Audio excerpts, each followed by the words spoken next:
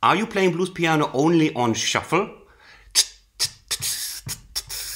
This is not your video. Please go on, there's nothing to see for you. All others, stay. This is packed with so much info, licks and advice that you can watch it for a week and then you watch it again. We do this with the example of Chain of Fools. Why? It's only on one chord, on C, and there are a lot of C players amongst you. So we do a little bit of what the beautiful Aretha sings, and then we move on straight to improvisation on this kind, with all the stuff you are always looking for. I know that. Let's go straight to work. Let's do it. Enjoy.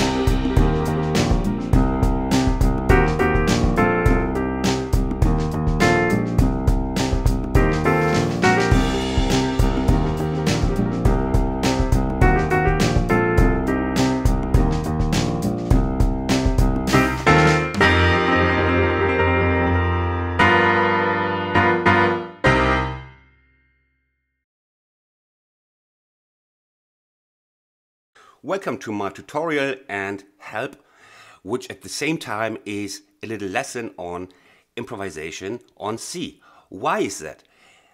Chain of Fools is a huge, huge exception in that it is only on one chord. Even Sex Machine uses a bridge. We don't have even a bridge or B part in Chain of Fools. That brings one positive and one negative aspect. The positive aspects, we don't have to care. We play the same bass throughout the whole piece, which is fantastic. It's great for students. The bad side is soloing on just one chord. Yes, yes, yes. You have to make it interesting even more than in other times, because the chord changes are not there, and usually they make some kind of attraction or attractiveness of a piece. So it's just one chord. So you got to play something that is interesting to make this one chord, one lasting chord, great to listen to. So it's also at the same time a challenge. Now let's start. We start with the left hand, and where the original bass, I believe, is something like, yeah, that was kind of the original shit bass by Christian. Here.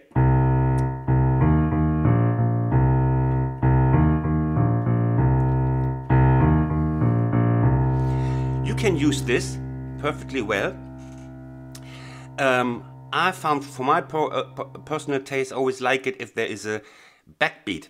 You know, when you have the drums like the snare is the backbeat, and to simulate the snare with an octave.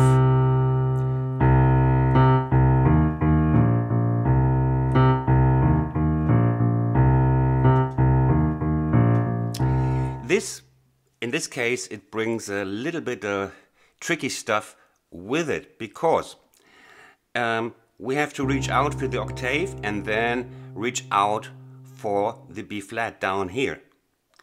So I don't remember how I played it, but maybe like you do it either like with the fourth finger here, so that you have the fifth finger reserved for this, but this is, you got to come with the whole hand around like this, and then go this way. Look my wrist, the way of my wrist.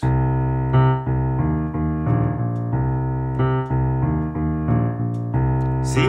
It's going a bit this way and that way. But you can also use the basic bass. It still sounds fantastic, you know?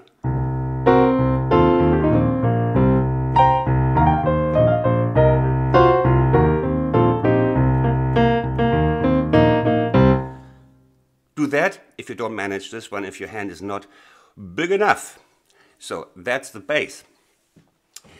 Now we come quickly to this riff, which is a kind of a riff, but it is sung. So it's a kind of chorus, if we want so, by the ladies mostly. The choir.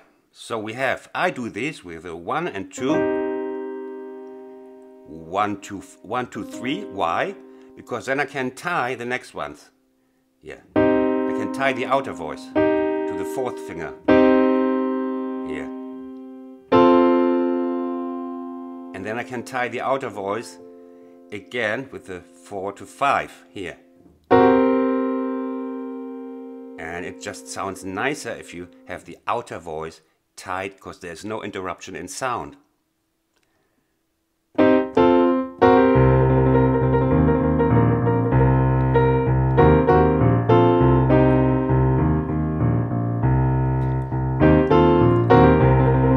And you see, the trilling is important. The ladies can hold on the voices. They can keep their hold out the note.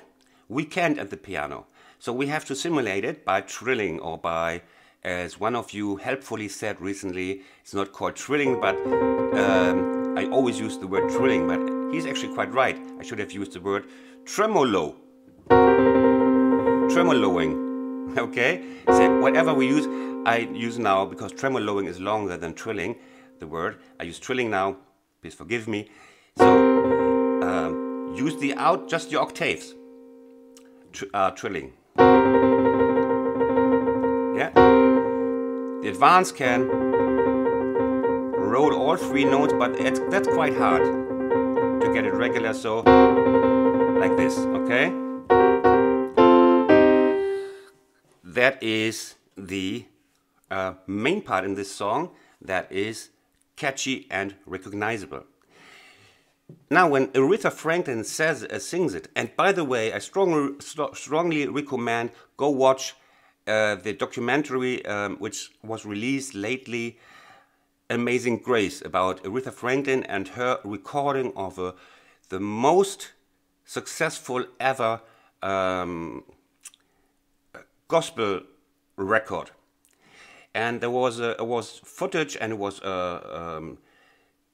taken a movie, and it was not released at that time, so it was released now. It's a magical piece of cinema. It's a lot of music in it, and go watch it. Amazing Grace. It's amazing piece of cinema. So, and when she's singing, the starts.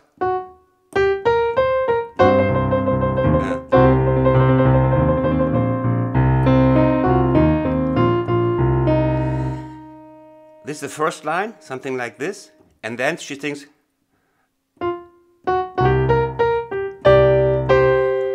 This is her second line, or her fourth, one of those first lines.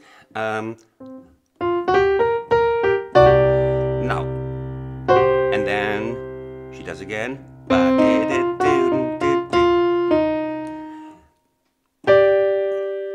This note sticks out from every other note here, because it's the only note she uses that is not in the sound universe of the C minor blues scale. It's the 9.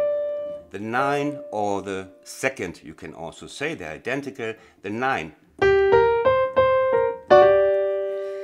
But she uses it with such confidence that it feels totally natural. So first, of course, it's a lesson. If you play a note that is out of the usual sound, you must do it with confidence. Otherwise, it sounds wrong. But she's so that's great, and that's sticking out. So what I did in my when I do a solo, and I have very little to hold on, like no chords and stuff, I use, or I echo something that is characteristic in the melody. So I sort of repeat that and use that and develop it a little. And so you find also in my, and here we are already in the lesson on doing a solo on soli blues piano. So I take it over and sort of echo it a couple of times, to have something interesting that was also already served to me by Aretha.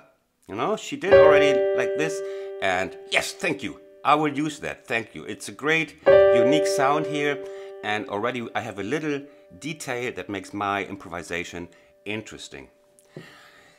Secondly, we in general, since we have not so much melodically to reinvent, because it's just blues. We have only blues scale and the usual blues licks. What we have is, especially in this kind of music, we have to be rhythmically interesting. That is our rescue. We have to find something that is rhythmically interesting for us not to be boring. We don't want that. And so I try to include some elements and also some tricks to be more sticking out against the band and be more aggressive in a way. And for example, I did when we come to scale play, for example, I used this.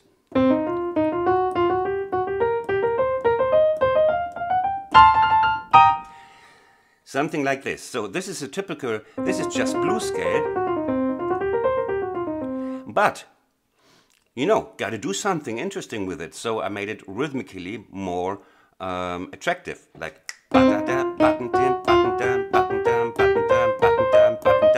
it's really just going up in formations of 3.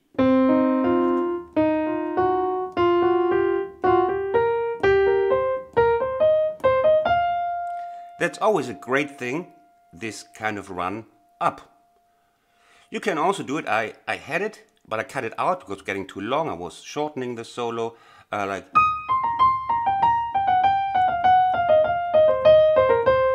It's the same thing, a combination of 3.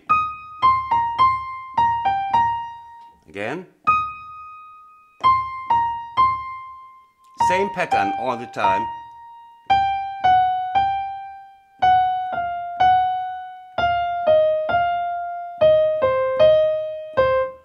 Also great.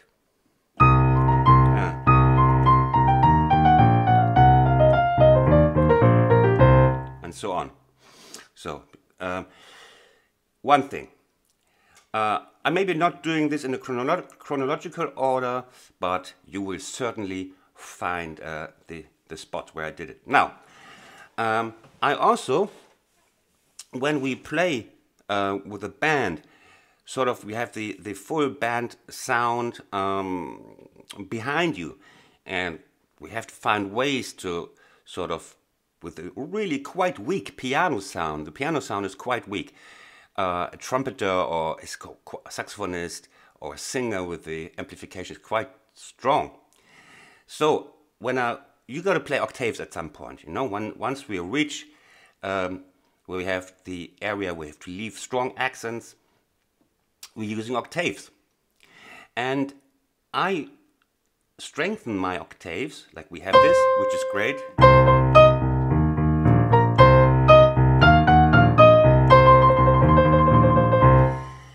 But we can make them sound even better. And we do that by adding a 5th right in the middle. It's always in C now, which is great, a 5th. And you can even make it harsher by sliding the 5th.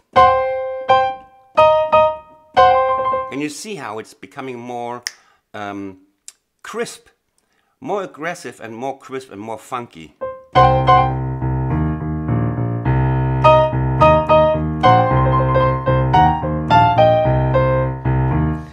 So this is always a good recipe also here, but you can also use it if you play the minor 3, the blues 3rd here.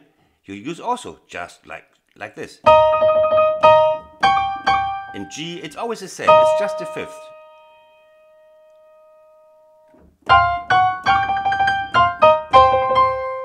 That sounds really shiny in a way. That's the general advice. Now we come to something that most of you will find very attractive. I always found that also very attractive, and I was always wondering, what is it? What is it? What is this guy doing there with the block chords? And what I'm talking about is this bit here. Put your fingers on the C minor 7 chord. Now, what if we want to play melody or line down now, and at the same time supported with the chord under it? Then we need extra chords in between, and there is the trick.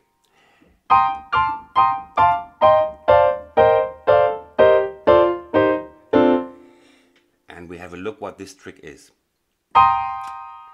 Now, I start my run on this one here, and already we have the answer. Can you see what it is? It's the D minor 7. And now go the run down, and you will see that the magic behind it is not magic, it's quite easy. In fact, if you practice a little. Now, we have the D minor 7, then we have the C minor 7. You have the D minor 7 again, you see, it's an inversion. We have the C minor 7. We have the D minor 7, C minor 7, and so on. Whole songs have been done with this kind of the tonic and the second step after the tonic as a minor 7 chord. So these two chords make up, you might know this one.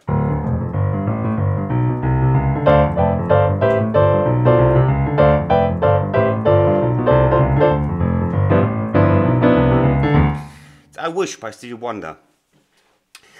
And he uses just the same.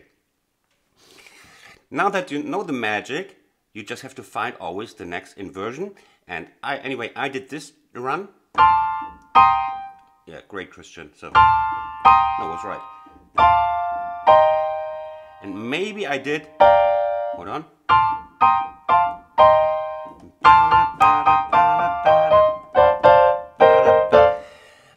I did just the run you learned just now. And on top of that, I did something rhythmically interesting, or I hope it's interesting, like 1.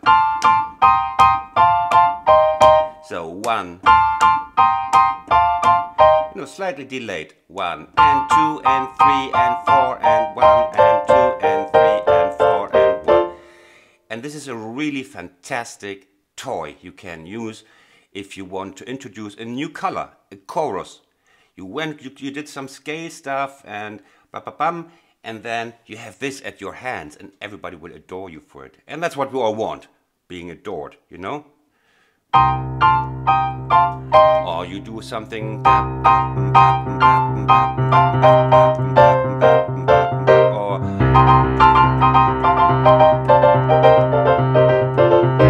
fantastic stuff.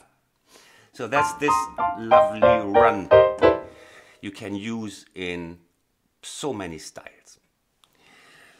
Then you might have realized that I play quite little lines just made out of single notes. I always put something in between that is sort of clashing, because, you know, we have to set accents and sound percussive.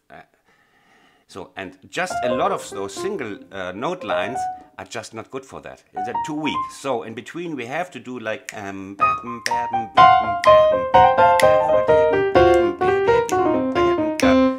little bit of single, but always also this bit here.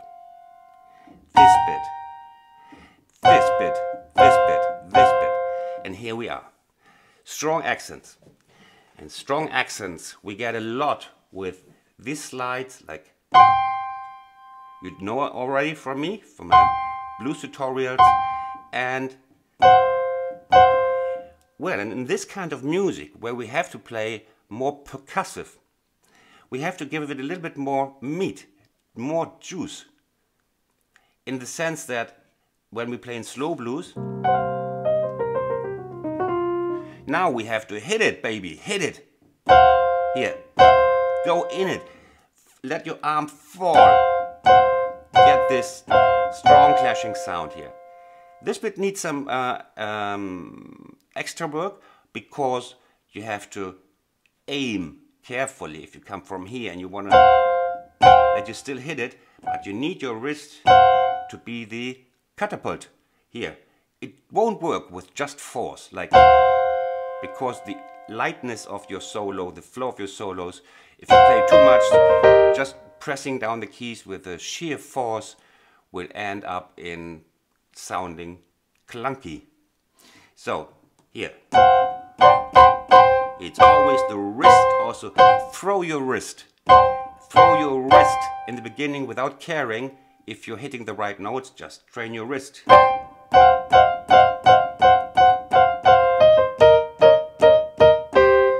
Good. For this kind of solo we have one great toy, which is the central toy in blues piano also. It's the our drone lick, our beloved drone lick.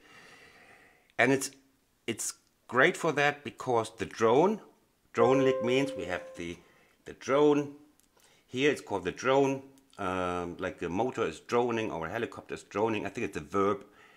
It means like humming or so. So it's humming. The helicopter here is always making its noise with the other notes together, where these notes would on their own sound too pale, too weak. Combined with the C, would sound fantastic. And we can use that a lot. The drone, then this, the drone also also with the minor 7 as the drone.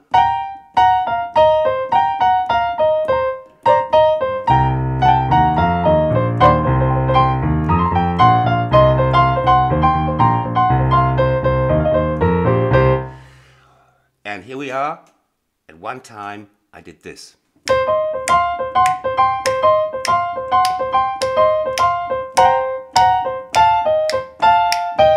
Something like this. And we want to have a look at this bit here. I take the left hand here to show the rhythm more clearly.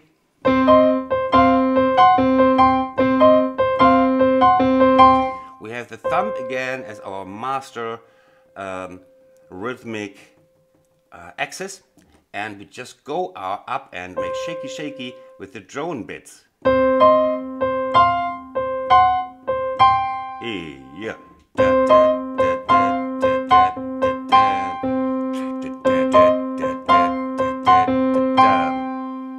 Lovely, huh?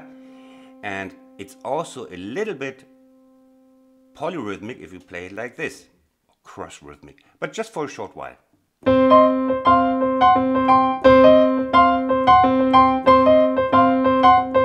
Again. 1,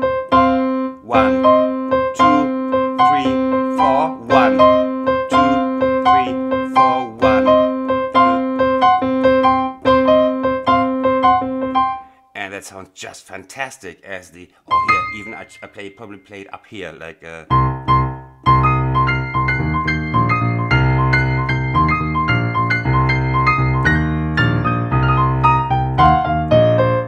great stuff. It's really great stuff. And it's also great stuff. Start playing it down. Play it with meat. You will see there are not more elements that I play except those I showed you. There's this bit that you know from the hook line, from the chorus. So these thirds you will see in my solo. You will see drone. Also with the 7, same thing, down, up, you will see blah blah blah, and you will see octaves, and just a little bit of scale in between, and if I use scale, I try to make it interesting.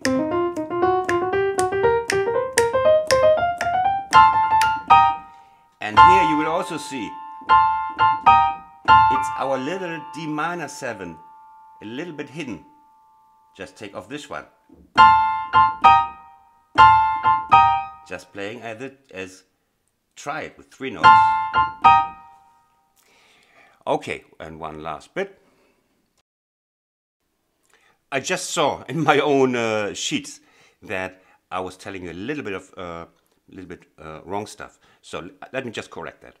I played that in another version, which I threw away because I did several takes. So in fact I play with the scale, you know, this up going up scale, like this one is still the 3 notes. Then I did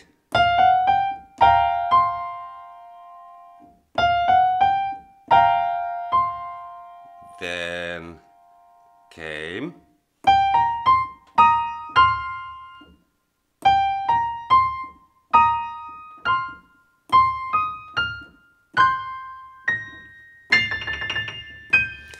I probably did that because just of the reason I told you that maybe it's just too weak just playing the single, so I thought how to make it stronger, and then I came probably up with this. You know, we have this.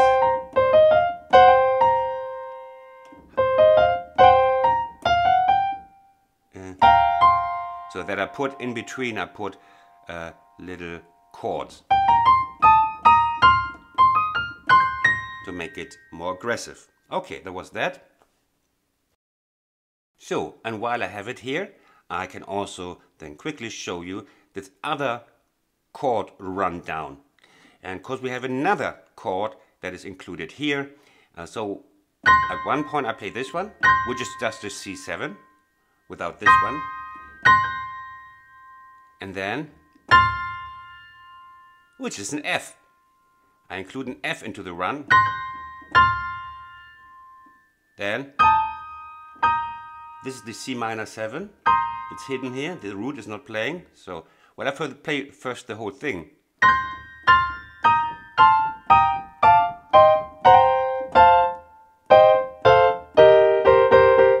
So what is it? It's C7, F. We have to go on a little bit faster here, otherwise we have 2021. Then we have C minor 7. Then we have the F here,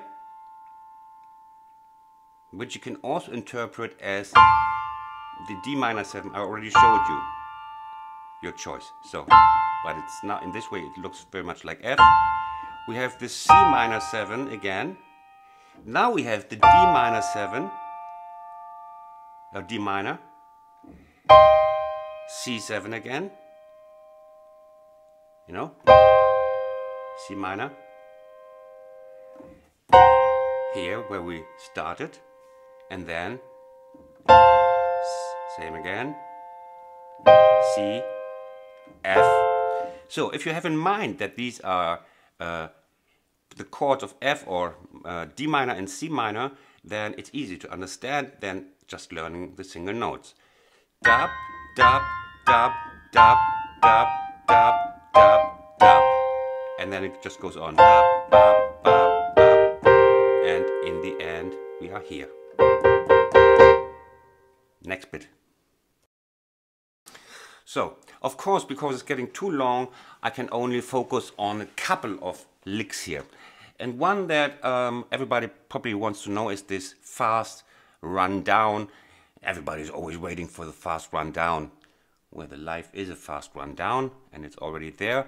But we simulate it in blues piano. So at one point I'm coming here, oh, it's here, and then I play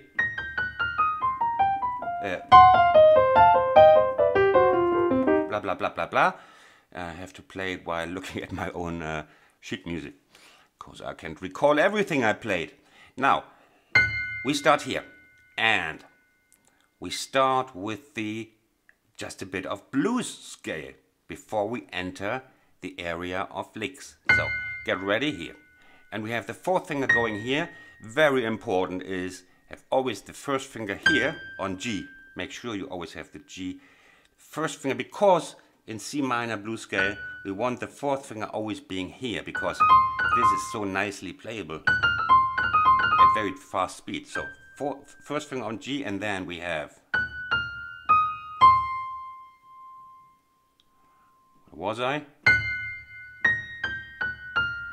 Then again, and now we're setting over, and now comes the run that is probably attractive to you. Here, I play it slowly, but that's it. Then we move over, second and fifth finger. It's a bit of the drone lick. Then again, C, then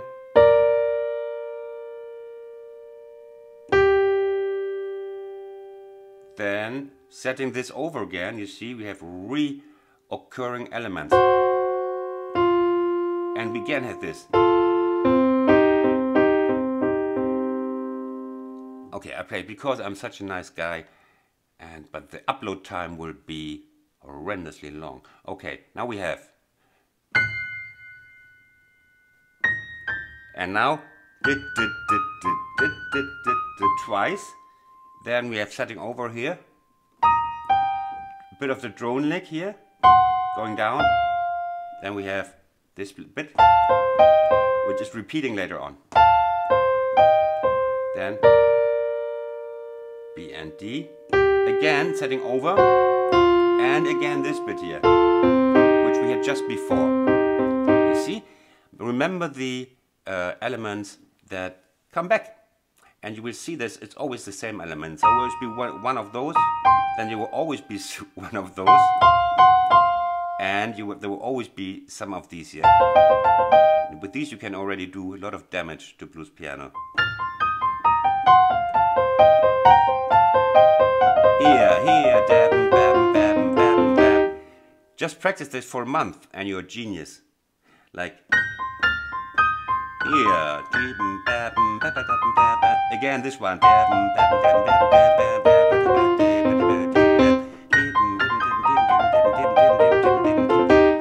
And you got it. You are soul master then.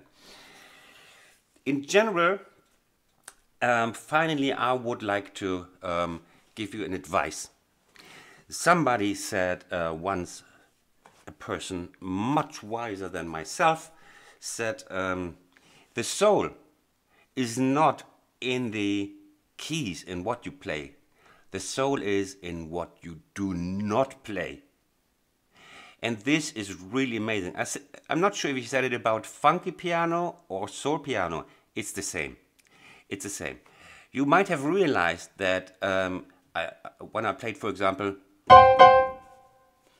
there's space now in between, right? And it's not because I didn't want to play anything more or because I had no more ideas, so I went for a cup of tea in the break.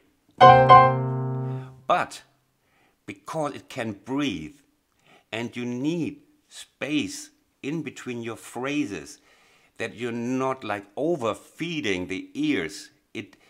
It's all about the phrasing, and then you know, I have one long run here in the whole thing. If I did 3 of those, would be probably too much, depending how long the solo is. But you play something, you play a phrase, you let it breathe, because the singer, we are all simulating singers here. Every instrument is simulating the singer. The singer is the queen. And singer belongs usually to a human or to a singing goat, as I said in my last tutorial. But humans and goats have to breathe. And we have to do the same. We want that. The listener wants that. He doesn't like the people who are really technically good tend to play too much and not to shut up when they should. And then the solo becomes tiring. So, play something. Breathing. The breathing. Breathing.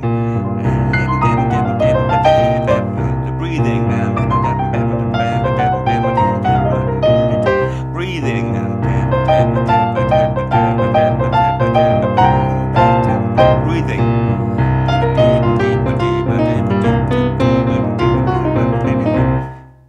You see? Breathe. Let it breathe. And I left relatively little space now because I'm doing a tutorial. That means I'm a little bit also nervous and tend to do not long enough breaks. But, you know, when you do this in my... Have a listen to my solo from that aspect. From...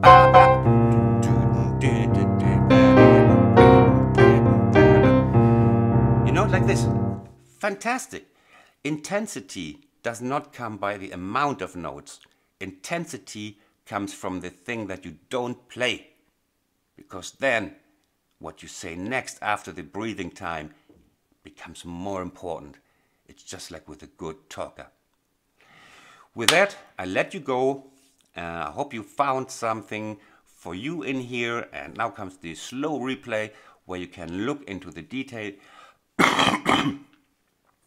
Or do me a favor and buy the MIDI file or the sheet music and support my luxurious lifestyle. That would be great. Otherwise, I see you in my next tutorial. Nice to have you on board. All the best from Berlin.